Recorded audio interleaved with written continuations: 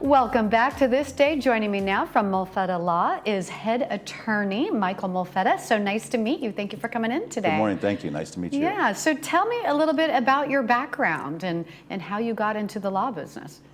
Well, my background prior to becoming a lawyer was the usual, going to college, but I played college football, and I was looking for something that was similar to sports, and I became a prosecutor in Orange County because, you know, in civil law, you might win a trial and it takes you years to recover whatever you win, but in criminal law, there's a winner and a loser, and the loser goes to jail, and it's pretty absolute and is also very competitive. So I was a prosecutor for a number of years. Okay. And then if you remember, Orange County went bankrupt back in '95, and I thought it was a bad idea to work for a bankrupt company. And at the time we thought we lost our retirement and all that stuff. Wow. So I hung up my own shingle, and I've been doing it ever since.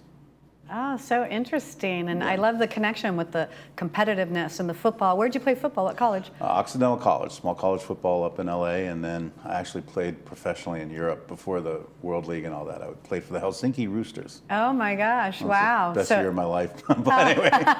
What an experience, Yeah, it right? was I a bet lot of you fun. grew up and then moving away to Europe. I did. I didn't learn to speak a lick of Finnish, but I did all right. Darn it. Yeah. So tell me, what is your specialty then? And how long have you been practicing now at this point? We're at about 32 plus years in. My specialty, I would say, is in litigation. However, for the purposes of today's conversation, litigation provides me, one, with skills. I don't need a jury and a judge to be relevant. It teaches you how to adapt, how to develop strategies, how to persuade, and those are the things we use to get people out of timeshares, which I just got into within the last few years. Okay, yeah, so that is today's topic. We're Right. talking about the timeshares, and what sets your company apart from other companies that, you know, are doing timeshare exit strategies? Well, first of all, we're a law firm. It's different than an exit company. And listen, I don't want to paint with a broad brush, but there's some companies out there that do timeshare exits that aren't ethical. They don't understand, or they choose to ignore certain realities. For example, they'll say, oh, we can transfer title. And what some of them do is transfer title to a trust, and then that trust dissolves, and then title's sort of in limbo. But in the contracts that the original owner signed, there's a reversal right. And it just goes right back to the original owner. So the timeshare companies are many things. Stupid is not one of them. And their contracts have been created over the years to keep you in, lock you in, and protect them from all outliers. I mean, they knew what they were doing when they wrote these contracts. Wow, and so was that because I never did a timeshare, so was that the intention with their contracts, is you're just gonna keep this for the rest of your life? Not only the rest of your life, but your kids' lives and their kids' lives, because there's an automatic transfer. It goes on and on. And wow. I don't know if it was their original intention, but it clearly has become their original intention. And look, I don't stand for the proposition that every timeshare salesperson at every resort is unethical. I do stand for the proposition that we can get married, we can buy a house, we can disown a kid if we really want to, but we can't get out of a timeshare. This supposedly is to be something that is so beyond cancellation that the resorts literally proposed a bill to the Florida legislature to make trying to get out of a timeshare a crime. Really? A misdemeanor. Now, it failed miserably. Okay. But it shows their intent. It shows Yeah. where their mindset is. And look, I've represented thousands of clients. My husband died, and we had one up in a ski resort, and we don't go skiing anymore. Or physically, I can't travel, so I don't use the timeshare anymore. There's very valid reasons. COVID and the financial ramifications of COVID.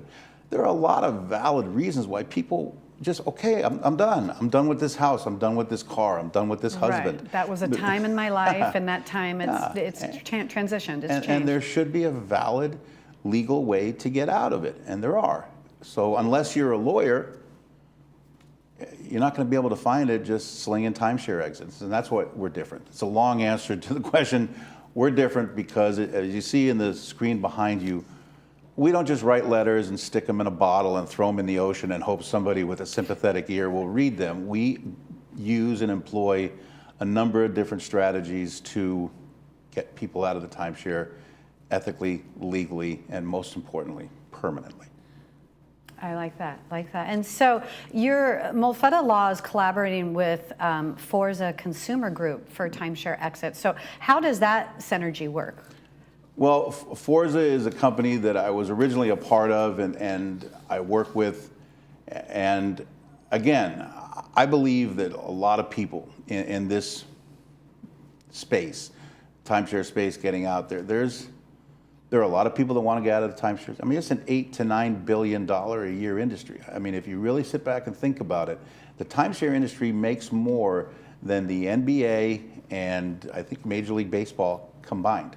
Wow. Yeah. Wow. And Forza came about because I used to work with a lot of exit companies where they would refer me files. And I was hearing a lot of things that were being said to these people that were paying them that I didn't like, I didn't agree with. So I said, you know, the only way I can control the narrative and what the sales pitch is if I have my own company. And then I moved it on to people that I trust and people that I believe in, and it's going well. And we are literally what it says. We're a consumer protection group. We protect the consumer.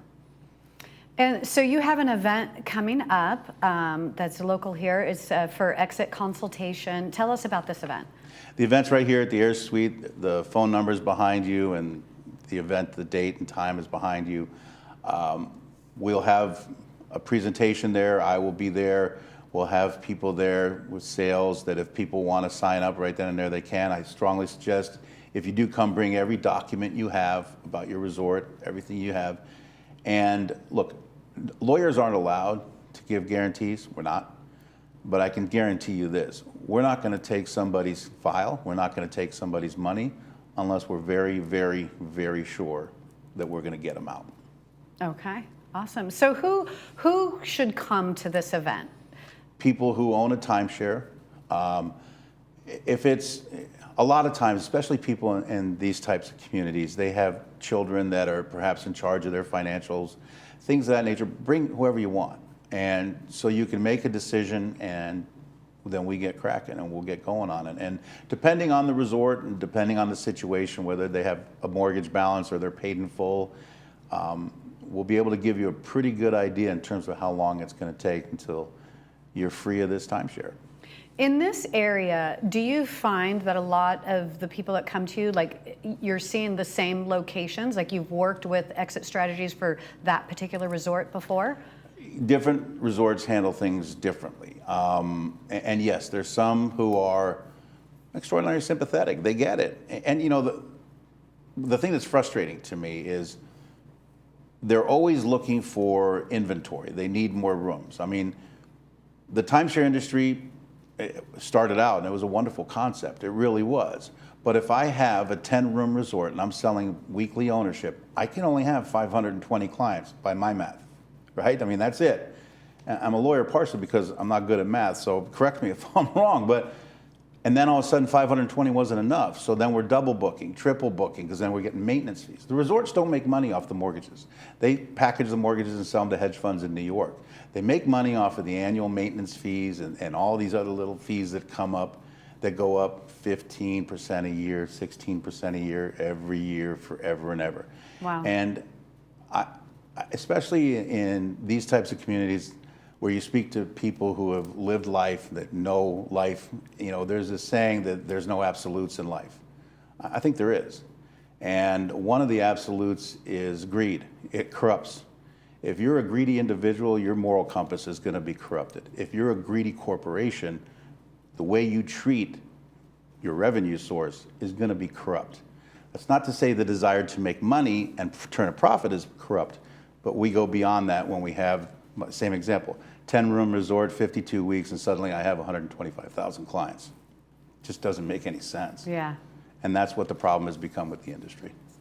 Well, thank you so much for being here today and educating us about this. If you would like to come to this event, it is on February 21st at 12 p.m., and that's right next door here at the Ayers Hotel. Please call to reserve your spot at 1-800-491-7963. Stay with us. We'll have more of this day right after this.